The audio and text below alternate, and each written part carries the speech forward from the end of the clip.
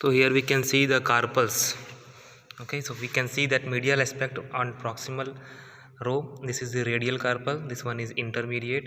This is the ulnar carpal, and then at posterior aspect, this is the accessory carpal.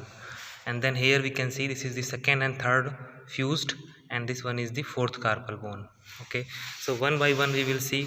This one is the radial carpal. This is present on medial aspect. In another side also we can see this is the radial.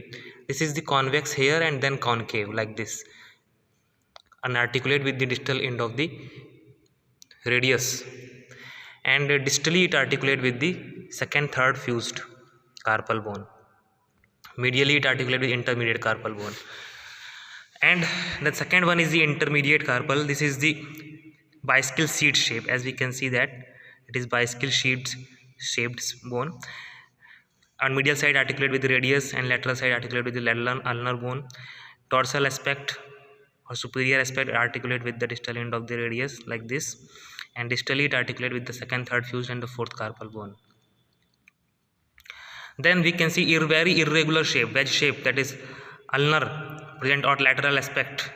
This ulnar bone is articulating with the distal end of the ulna here, having facets, and this is the dorsal, the convex area. Then ventrally it is having concave area which articulate with the fourth carpal bone, and posteriorly it is articulating with the accessory carpal. This is the sesamoid bone, accessory carpal, which is attached here like this.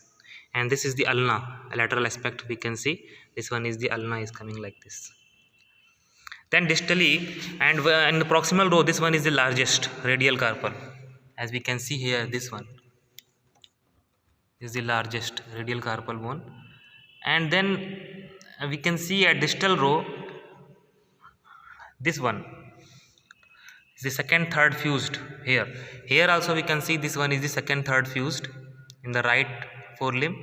This is the largest of all the carpals, which we can see here.